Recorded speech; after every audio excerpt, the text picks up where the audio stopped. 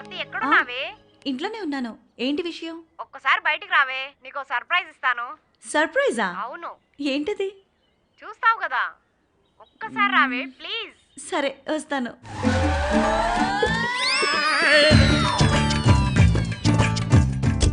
Hi Aarti. What a pleasant surprise yeah.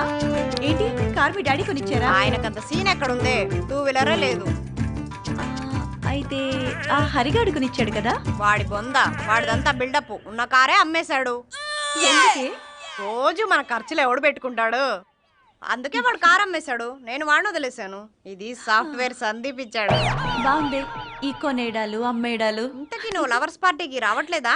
లేదే, నాకు పెద్దగా ఇంట్రెస్ట్ లేదు. అబ్బా, చదువే ప్రపంచం కాదే. మనిషి అన్నాక కాస్త కళా పోషణ ఉండాలి. అందులోనూ మనలాంటి బ్యూటీస్ కి ఇంకెక్కువ ఉండాలి. ఏంటి నువ్వు బ్యూటీవా? నీ అంత బ్యూటీని కాదు గాని నాకున్న బ్యూటీతో మగవాళ్ళని ఇరగదీస్తున్నాను. ఎప్పుడో దెబ్బతింటావు. అయినప్పుడు చూద్దాం లేవే. అమ్మా మహాతల్లి, నీ సుత్తాపు వినలేక చస్తున్నాను. ఆపుతాను కానీ, ఇంతకీ నువ్వు లవర్స్ పార్టీకి వస్తున్నావా రావట్లేదా? నాకు లవర్ లేడు కదే. అబ్బా, గౌతమ్ గారిని అడగొచ్చు కదే. వాడు కొన్ని ఎథిక్స్ ఫాలో అవుతాడే. ఇప్పుడు నేను అబ్బా. వెళ్ళి వాడిని అడిగితే నా క్యారెక్టర్ డౌన్ అవుతుంది. మనలో మనకు ఎథిక్స్ ఏంటే, నువ్వు ఒక్కసారి అడిగి చూడు. సర్లేవే.